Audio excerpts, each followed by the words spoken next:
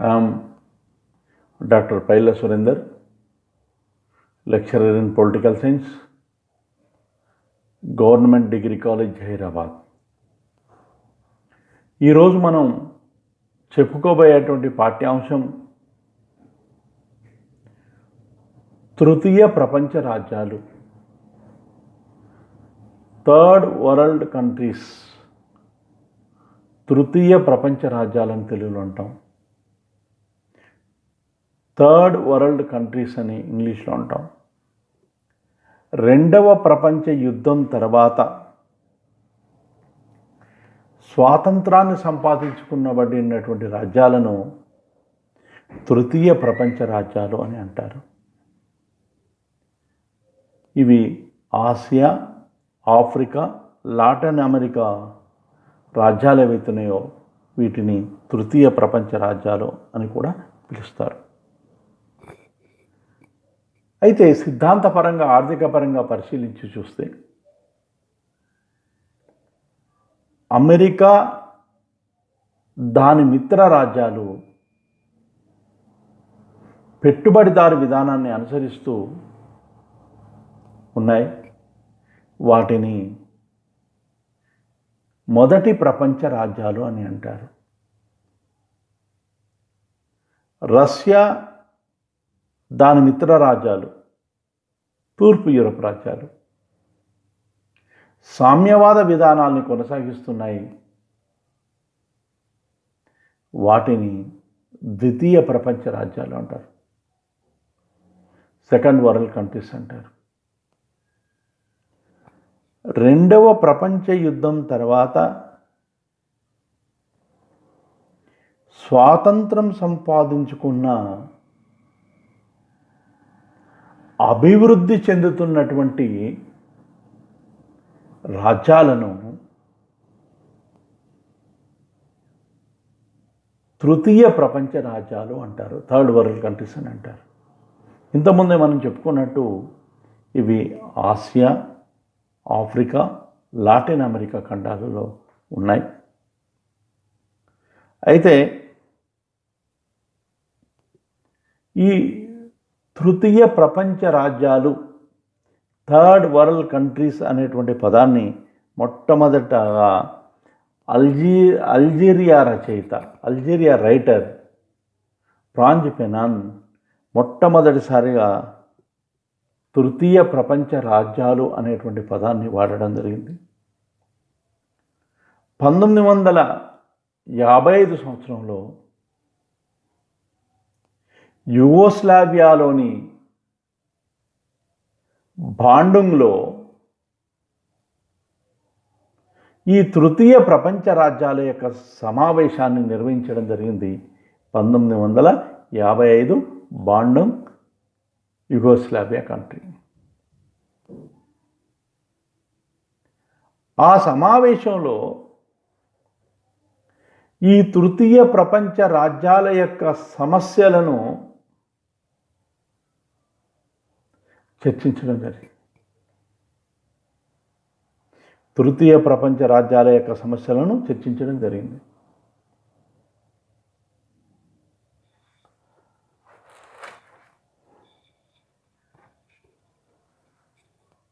ఈ తృతీయ ప్రపంచ రాజ్యాల యొక్క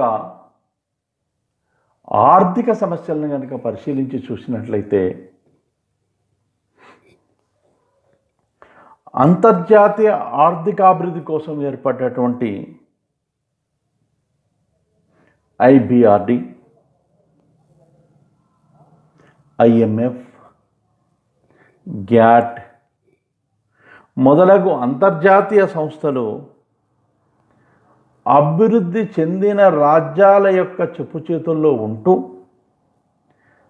వాటికి ఎక్కువ ప్రయోజనం చేకూర్చే విధంగా ఉన్నాయి. అభివృద్ధి చెందిన దేశాల యొక్క ఆర్థిక ప్రయోజనాలను ఇవి దెబ్బతీస్తున్నాయి అనేది వీరి వాదన. OECD, organisation for economic cooperation and development, అభివృద్ధి చెందుతున్న దేశాల యొక్క సంక్షేమం కోసం ఏర్పడడం జరిగింది.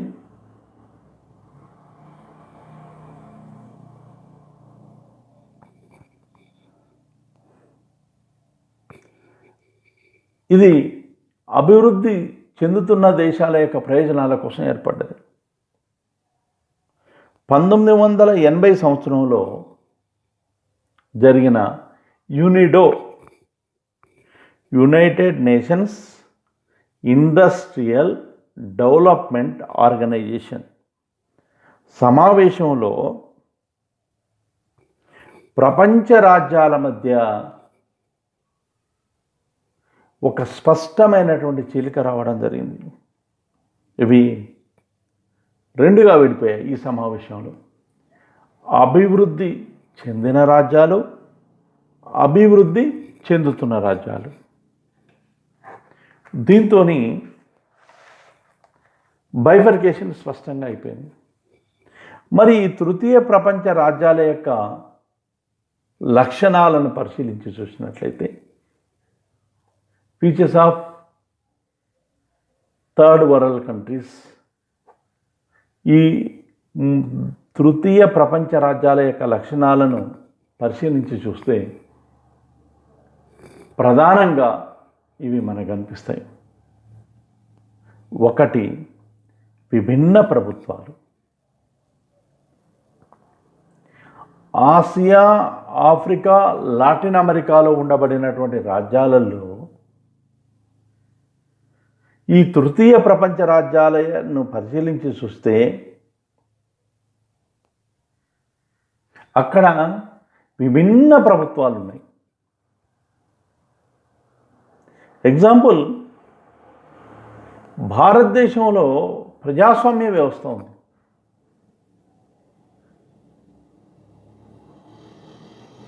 సౌదీ అరేబియాలో రాజరిక వ్యవస్థ ఉంది. బర్మాలో, మయన్మార్లో సైనిక ప్రభుత్వం ఉంది, నియంతృత్వ సైనిక ప్రభుత్వం ఉంది.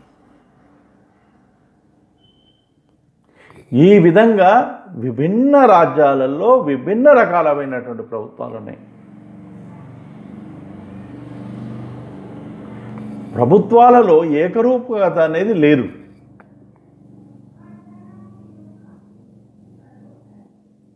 ఒక్కొక్క రాజ్యంలో ఒక్కొక్క రకమైనటువంటి ప్రభుత్వం ఉంది. ఇక రెండవ లక్షణం, ప్రకృతి సంపద ఉన్నా అభివృద్ధి లేదు.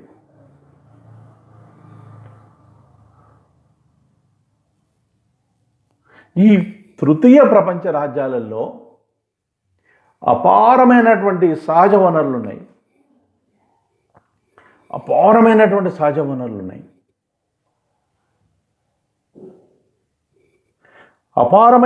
సహజ వనరులు ఉన్నా కానీ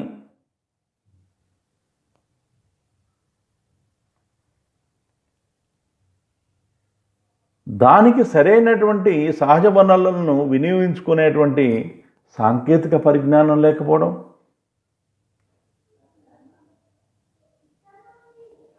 పెట్టుబడులు లేకపోవడం వలన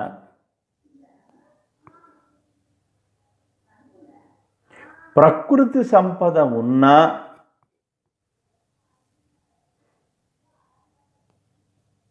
అభివృద్ధికి నోచుకోలేదు.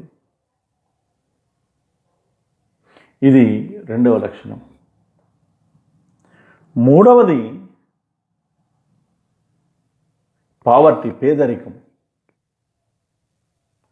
తృతీయ ప్రపంచ రాజ్యాల లక్షణాలను కనుక పరిశీలించి చూసినట్లయితే పేదరికం. తృతీయ ప్రపంచ రాజ్యాలలో విపరీతమైనటువంటి పేదరికం ఉంది. ఇక్కడ విలయతాండవం చేస్తుంది. కనీస అవసరాలు తీరక ప్రజలు దారిద్ర్యంలో కొట్టుమిట్టాడుతున్నారు.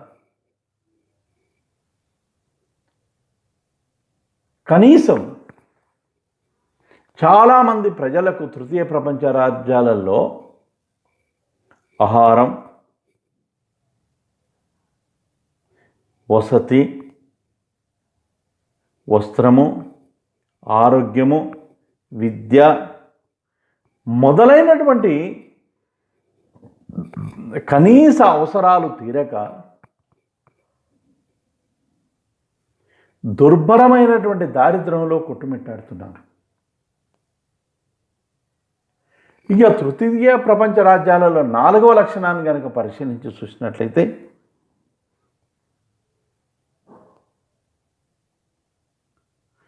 సాంకేతిక పరిజ్ఞానం లేదు, టెక్నాలజీ లేదు.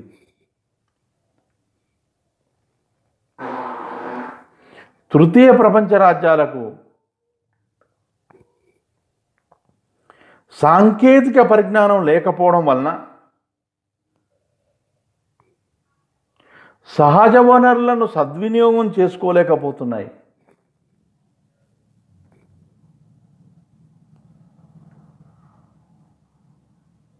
అపారమైనటువంటి సహజ వనరులు ఉన్నాయి. అపారంగా ఉండబడినటువంటి ఆ సహజ వనరులను అవి సద్వినియోగం చేసుకోలేకపోతున్నాయి.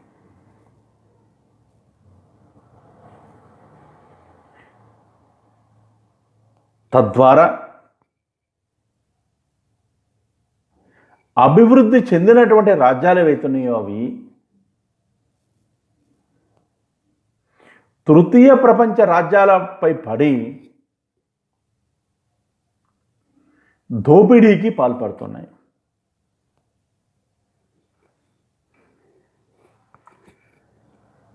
ఇక 5వ లక్షణాన్ని కనుక పరిశీలించి చూసినట్లయితే తృతీయ ప్రపంచ రాజ్యాల 5వ లక్షణం పూర్వ సామ్రాజ్యవాద రాజ్యాలతో మంచి సంబంధాలు. ఈ లాటిన్ అమెరికా, ఆసియా, ఆఫ్రికా రాజ్యాలను కనుక పరిశీలించి చూసినట్లయితే ఇంతకుముందు ఏ అగ్రరాజ్యాలైతే తమ యొక్క స్వాతంత్రాన్ని హరించాయో, ఏ అగ్రరాజ్యాలైతే వలసవాదానికి పాల్పడ్డాయో ఆ అగ్రరాజ్యాలతోని ఇప్పటికీ కూడా సత్సంబంధాలను ఏర్పాటు చేసుకునే ఉన్నాయి. ఎగ్జాంపుల్, బ్రిటిష్ ప్రభుత్వము 190 సంవత్సరాలు భారతదేశాన్ని పరిపాలించి వలసవాదానికి పాల్పడితే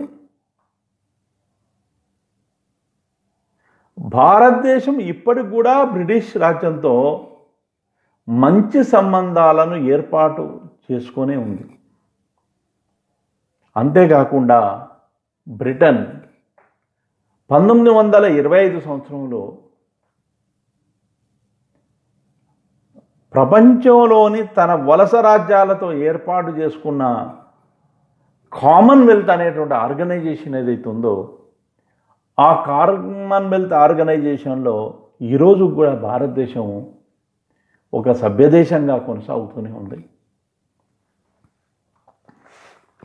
సభ్యదేశంగా కొనసాగుతూనే ఉంది.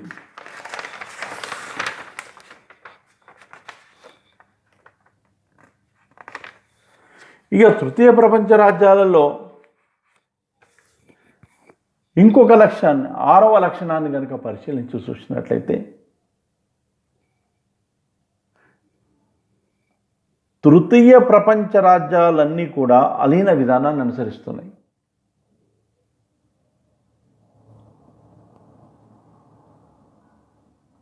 మనం తృతీయ ప్రపంచ రాజ్యాలలో చాలా రాజ్యాలను మనం పరిశీలించి చూసినట్లయితే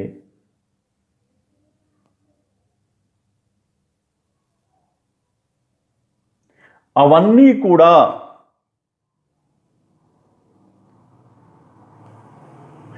నేటికి కూడా అలీన విధానాన్ని అనుసరిస్తున్నాయి. అలీన విధానం అంటే మనం ఇంతకుముందు చెప్పుకున్నాం,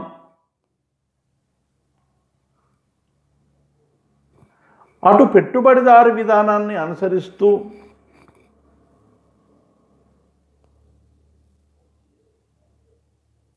అమెరికా నాయకత్వంలోని పశ్చిమ యూరప్ కూటమిలో చేరకుండా ఇటు రష్యా నాయకత్వంలోని తూర్పు యూరప్ రాజ్యాల కూటమి అయినటువంటి సామ్యవాదాన్ని అనుసరిస్తున్నటువంటి ఈ కూటమిలో చేరకుండా, అటు అమెరికా ఇటు రష్యా కూటమిలో చేరకుండా ఒక స్వతంత్ర విధానాన్ని అనుసరిస్తూ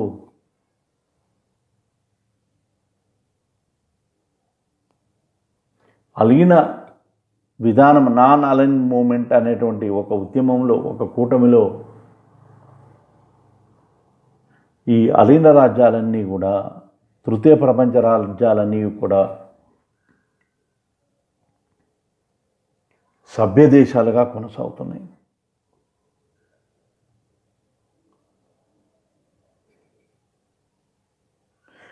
తృతీయ ప్రపంచ రాజ్యాల యొక్క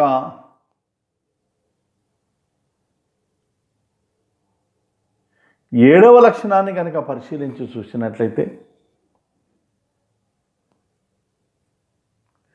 ఈ తృతీయ ప్రపంచ రాజ్యాలలో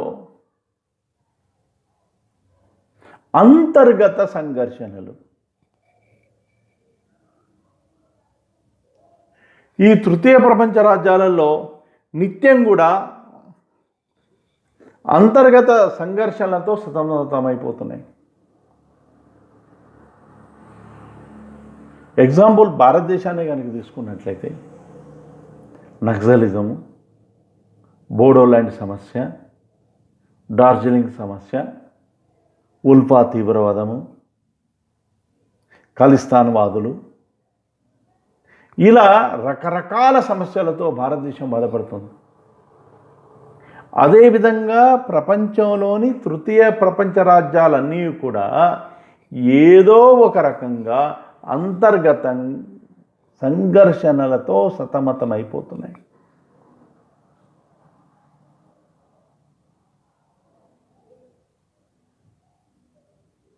ఈ అంతర్గత సంఘర్షణలు ఏవైతే ఉన్నాయో, ఈ అంతర్గత సంఘర్షణలు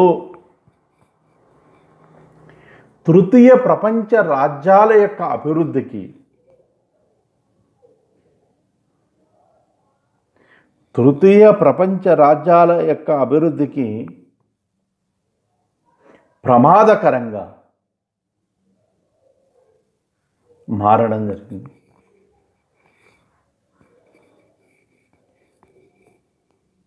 తన యొక్క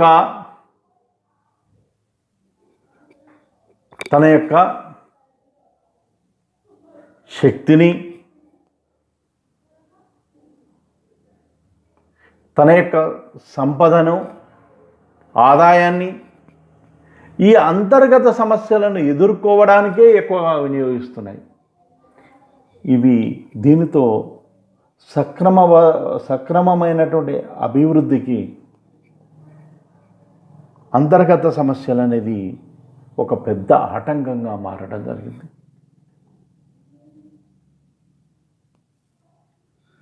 ఇవి 7 ప్రధానంగా తృతీయ ప్రపంచ రాజ్యాల యొక్క లక్షణాలుగా చెప్పుకోవచ్చు. ఇక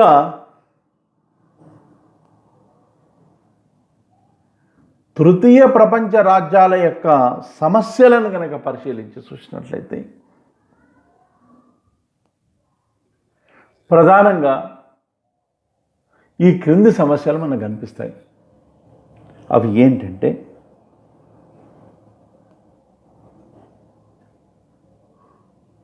ఒకటి సామాజిక వైరుధ్యం.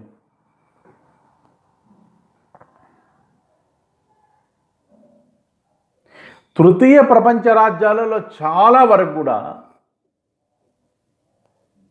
సమాజం అంతా ఒకతాటిపై లేదు.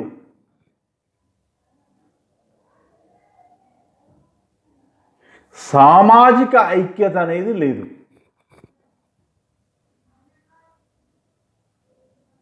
సమాజం అనేది అనేక వర్గాలుగా విడిపోయి ఉంది. సమాజం అనేది ముక్కలుగా ఉంది.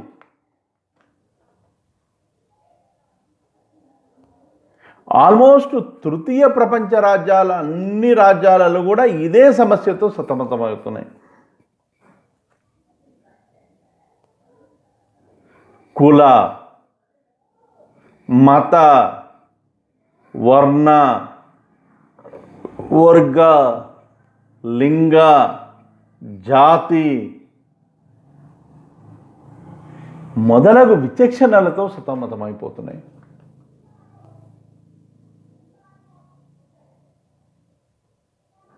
ఎగ్జాంపుల్ భారతదేశాన్ని కనుక తీసుకున్నట్లయితే భారతీయ సమాజం అనేక వందల కులాలుగా విడిపోయి ఉంది.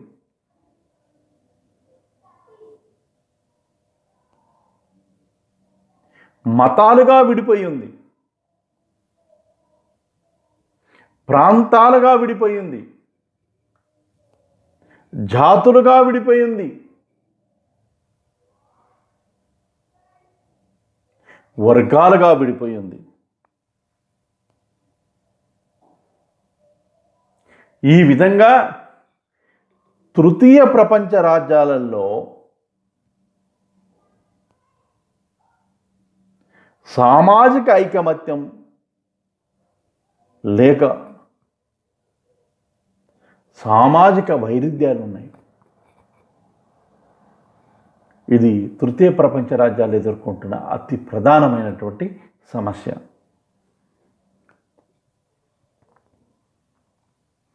తృతీయ ప్రపంచ రాజ్యాలు ఎదుర్కొంటున్నటువంటి ఇంకొక సమస్య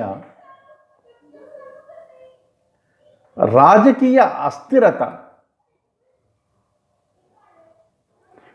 తృతీయ ప్రపంచ రాజ్యాలలో ఒక రాజకీయ సుస్థిరత అనేది లేదు.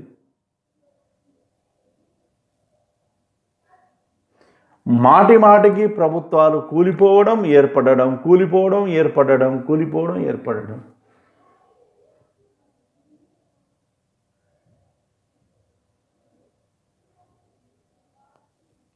దానితో ప్రభుత్వాలు తమ ఎగ్జిస్టెన్స్ కోసం,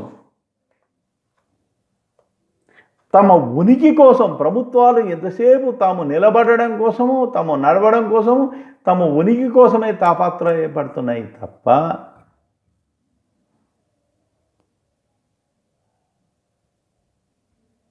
ప్రజాభివృద్ధికి ప్రాధాన్యత ఇవ్వలేకపోతున్నాయి.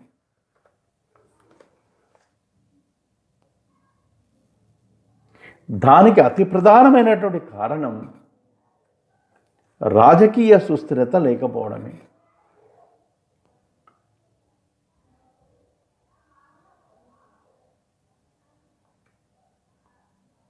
ఎగ్జాంపుల్ 1989లో ఎలక్షన్ జరిగితే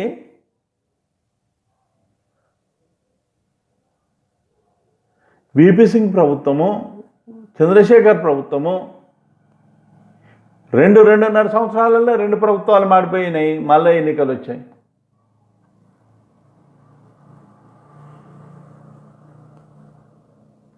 (1995లో జరిగినటువంటి ఎన్నికల్లో వాజ్పేయి ప్రభుత్వము, దేవగౌడ ప్రభుత్వము, గుజరాల్ ప్రభుత్వము 3 ప్రభుత్వాలు వచ్చాయి.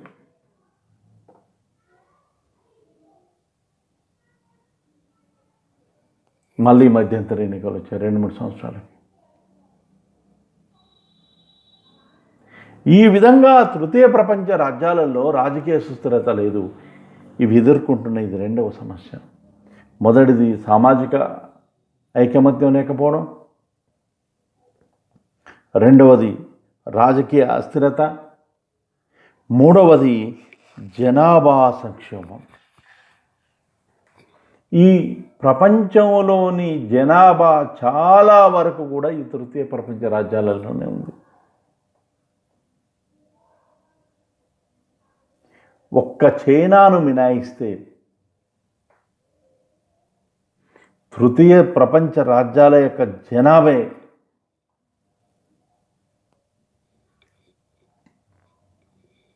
చాలా అత్యధికంగా ఉంది. ఈ తృతీయ ప్రపంచ రాజ్యాలలో జనాభా నియంత్రణ లేకపోవడం వల్ల జనాభా విపరీతంగా పెరిగిపోయి వనరులు సరిపోక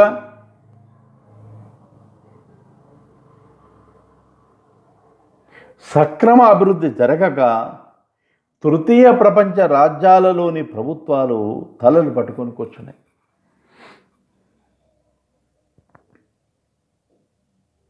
అందుకోసమే ఈ తృతీయ ప్రపంచ రాజ్యాలలో ప్రభుత్వాలు జనాభా నియంత్రణకు అత్యంత ప్రాధాన్యత ఇవ్వడం జరుగుతుంది.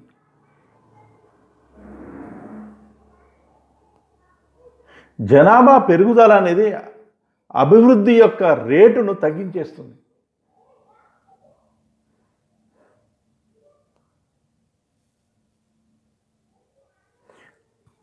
కాబట్టి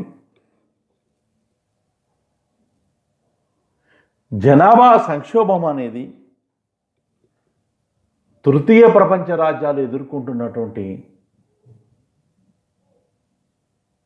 అతి ప్రధానమైనటువంటి సమస్యల్లో ఒక సమస్యగా పేర్కొనవచ్చు.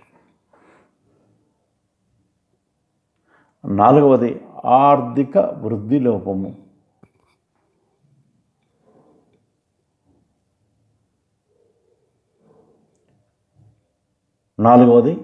ఆర్థిక వృద్ధి లోపం. ఈ తృతీయ ప్రపంచ రాజ్యాలలో ఆశించినటువంటి స్థాయిలలో అభివృద్ధి జరగడం లేదు.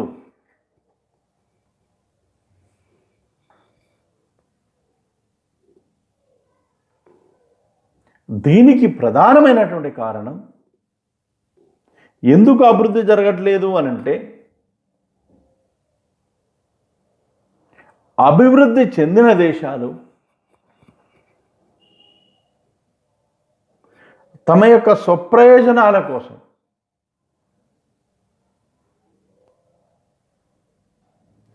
తమ యొక్క స్వార్థ ప్రయోజనాల కోసం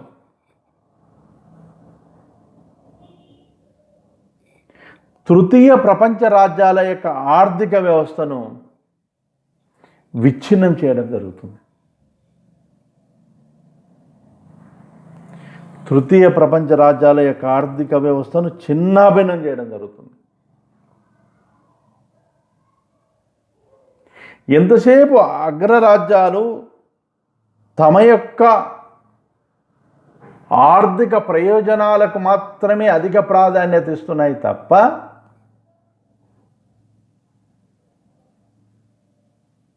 ఈ తృతీయ ప్రపంచ రాజ్యాల యొక్క ఆర్థిక ప్రయోజనాలను పట్టించుకోవట్లేదు.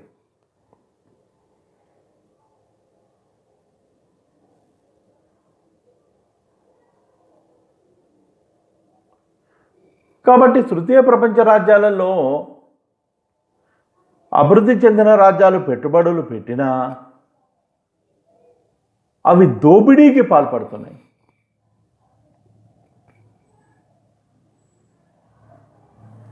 తద్వారా తృతీయ ప్రపంచ రాజ్యాలలోని ఆర్థికాభివృద్ధి కుంటుపడిపోవడం జరుగుతుంది.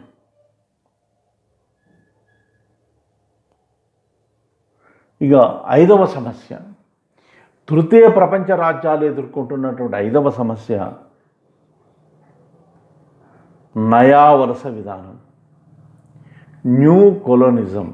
నయా వలస విధానం. మరి నయా వలస విధానం అంటే ఏంటి? నూతన పద్ధతుల ద్వారా తృతీయ ప్రపంచ రాజ్యాలను దోచుకోవడమే అభివృద్ధి రాజ్యాలు దాన్ని నయా వలస విధానం అంటారు. అభివృద్ధి చెందిన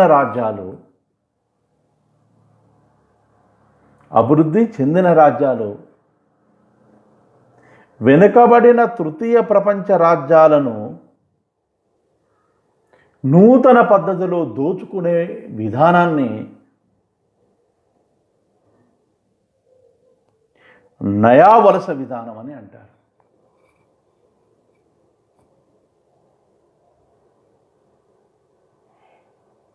ఈ తృతీయ ప్రపంచ రాజ్యాలను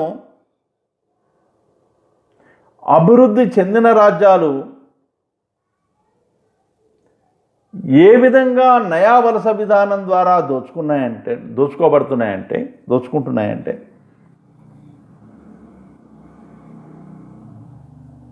ఒకటి, తృతీయ ప్రపంచ రాజ్యాలలో పెట్టుబడులు పెడతామని ఆ రాజ్యాలలో పెట్టుబడులు లేవు కాబట్టి తృతీయ ప్రపంచ రాజ్యాలలో పెట్టుబడులు పెడతామని అగ్రరాజ్యాలు తృతీయ ప్రపంచ రాజ్యాలను దోచుకుంటున్నాయి పెట్టుబడుల ఆశ చూపించి. రెండవది, రుణాల ఆశ చూపించి తృతీయ ప్రపంచ రాజ్యాలను దోచుకుంటున్నాయి.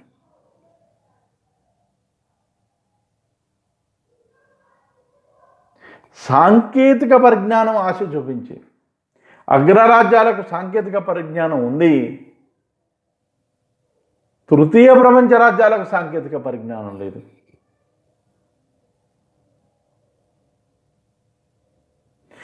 తమ దగ్గర ఉండబడినటువంటి సాంకేతిక పరిజ్ఞానం ఆధారంగా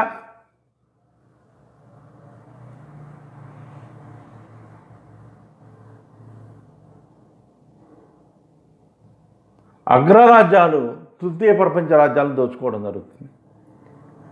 ఒకటి, పెట్టుబడుల ద్వారా. రెండు, సాంకేతిక పరిజ్ఞానం ద్వారా. మూడవది, రుణాల ద్వారా అప్పులిచ్చి తృతీయ ప్రపంచ రాజ్యాలను దోచుకుంటున్నాయి. కండిషన్ మీద అప్పులు ఇస్తున్నాయి. వాళ్ళ ఆర్థిక స్థితిగతులను తమ వైపు బలహీనతలను ఆసరాగా చేసుకొని రుణాలు ఇస్తూ అధిక ప్రయోజనం పొందుతున్నాయి.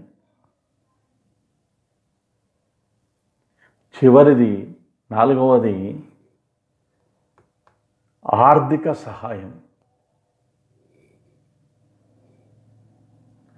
అభివృద్ధి చెందిన రాజ్యాలు తృతీయ ప్రపంచ రాజ్యాలకు ఆర్థిక సాయం యొక్క ఆశ చూపించి తృతీయ ప్రపంచ రాజ్యాలని దోచుకోవడం జరుగుతుంది.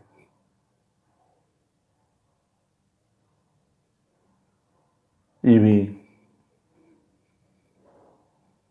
తృతీయ ప్రపంచ రాజ్యాలు ఎదుర్కొంటున్నటువంటి సమస్యలు. ఇక అంతర్జాతీయ సమాజంలో, ప్రపంచంలో తృతీయ ప్రపంచ రాజ్యాల యొక్క పాత్రను మనం పరిశీలించి చూసినట్లయితే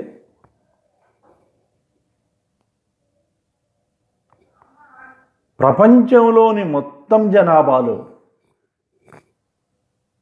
ప్రపంచంలో ఉండబడినటువంటి మొత్తం జనాభాలో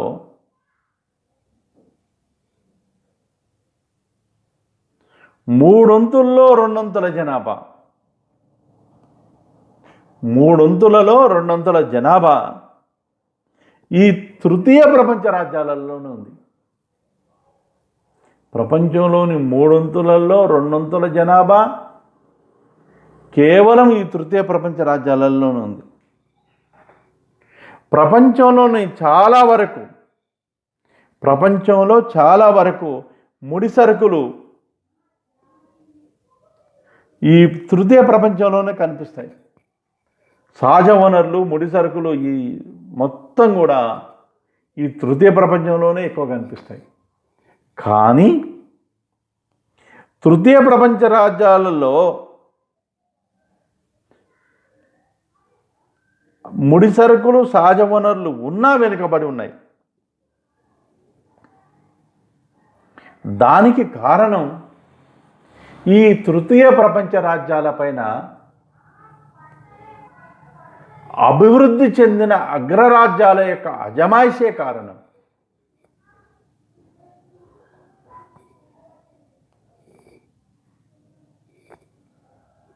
అలీన విధానం ఏర్పడిన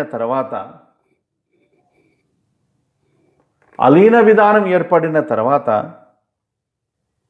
ఈ తృతీయ ప్రపంచ రాజ్యాలకు ప్రాధాన్యత పెరిగిపోయింది. అంతేకాకుండా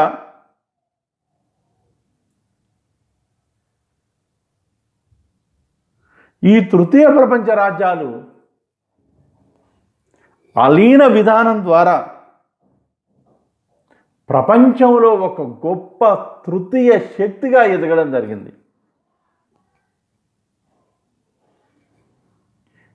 ఈ విధంగా మనం తృతీయ ప్రపంచం అంటే ఏంటి, తృతీయ ప్రపంచ రాజ్యంలోని లక్షణాలేంటి, తృతీయ ప్రపంచ రాజ్యాల యొక్క సమస్యలేంటి, ప్రపంచంలో తృతీయ